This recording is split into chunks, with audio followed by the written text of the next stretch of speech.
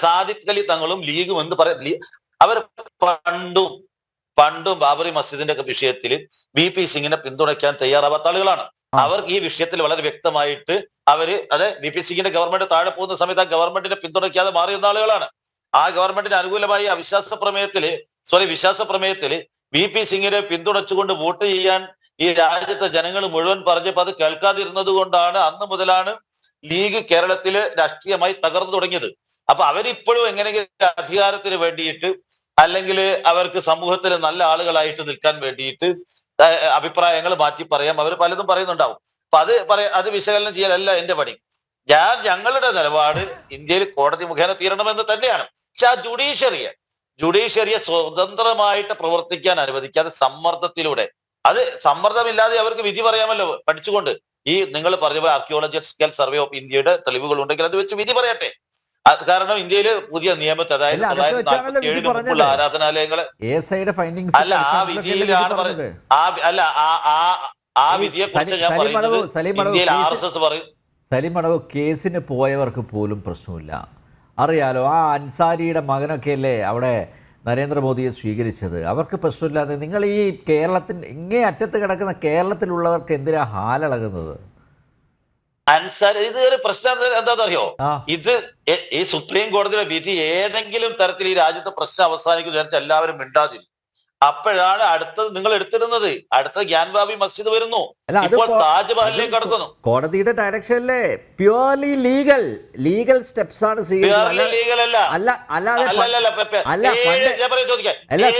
പണ്ട് മുഗളന്മാർ ചെയ്തതുപോലെ തച്ചുടക്കിയോ പിടിച്ചെടുക്കലോ ഒന്നും അല്ലല്ലോ. Purely legal steps. അതിനെതിരാ നിങ്ങൾ ഇങ്ങനെ ഭയക്കുന്നത്? അല്ല അനിൽ നമ്പ്യാരെ, 7 ദിവസം കൊണ്ടാണ് ആ ഭാഗത്ത് പൂജയ്ക്ക് വേണ്ട സൗകര്യങ്ങളെ കുറിച്ച് ഏർപ്പാട് ചെയ്യണമെന്ന് പറയുന്നത്. അതാണ് 24 മണിക്കൂറിനുള്ളിൽ അതിനൊരു അപ്പീൽ പോകാൻ പോലും സമയം കൊടുക്കാതെ അവിടെ പൂജ തുടങ്ങുന്നു. ഇനി പതുക്കെ ആ പള്ളി പിടിച്ചെടുക്കുന്നു. പതുക്കെ പിടിച്ചെടുക്കില്ല, കാരണം ഇദ്ദേഹത്തിന് ഭരണം നിലനിർത്താൻ വേണ്ടിയിട്ട് ഗ്യാൻവാബി മസ്ജിദ് കുറെ കാലം ഇങ്ങനെ താങ്കളൊന്ന് അവിടെ പോയി നോക്കണം.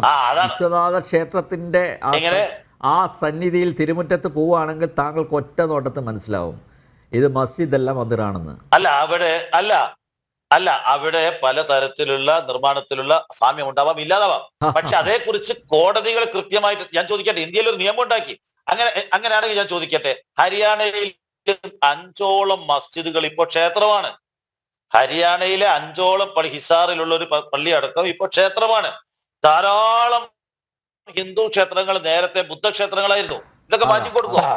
ഏതെങ്കിലും ഒരു ബുദ്ധമത വിശ്വാസിയെ, ഉദാഹരണത്തിന് ഒറീസയിൽ അശോകന്റെ കാലത്തുള്ള എത്രയോ ബുദ്ധക്ഷേത്രങ്ങൾ പിന്നീട് അദ്ദേഹത്തിന്റെ മകൻ തന്നെ മാറ്റിയിട്ടുണ്ട്. അതിനുശേഷം ഏതൊക്കെ ക്ഷേത്രങ്ങൾ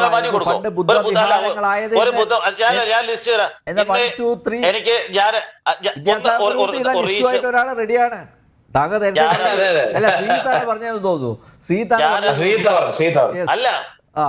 അല്ല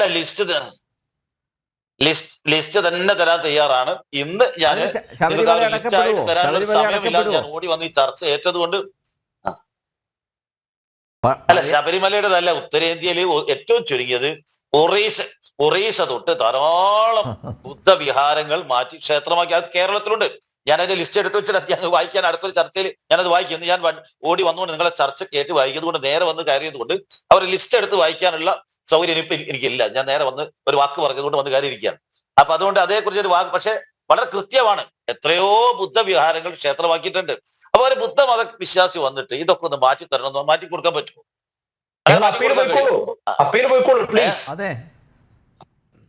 അപ്പീൽ പോലല്ല. ഈ അപ്പീൽ ഇന്ത്യയില് 947 കട്ട് ഓഫ് ഡേറ്റ് ആയിട്ട് വെച്ചുകൊണ്ട്, കട്ട് ഓഫ് ഇയർ ആക്കി വെച്ചുകൊണ്ട് അതിന് മുമ്പുള്ളത് നിലനിർത്തുകയല്ലാതെ ഈ ഓരോ ദിവസവും പള്ളിയും ക്ഷേത്രങ്ങളും മാറ്റലാണ് ഈ രാജ്യത്തിന്റെ പണി. അങ്ങനെ പോയാൽ എവിടെ ചെന്ന് അവസാനിക്കും? പലതും മാറ്റിയിട്ടുണ്ട്.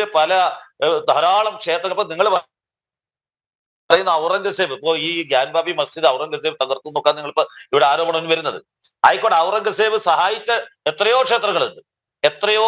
ഔറംഗസേബ് ബാലാജി ടെമ്പിൾ ഉണ്ട് അതിന്റെ തൊട്ടടുത്ത്. പിന്നെ ഇവിടെ തന്നെ വാരാണസി അയാൾ ക്ഷേത്രങ്ങൾ തകർത്തിട്ടില്ല. ഉണ്ടാവാം ഇല്ലാന്നൊന്നും പറയാൻ ഞാനാളല്ല.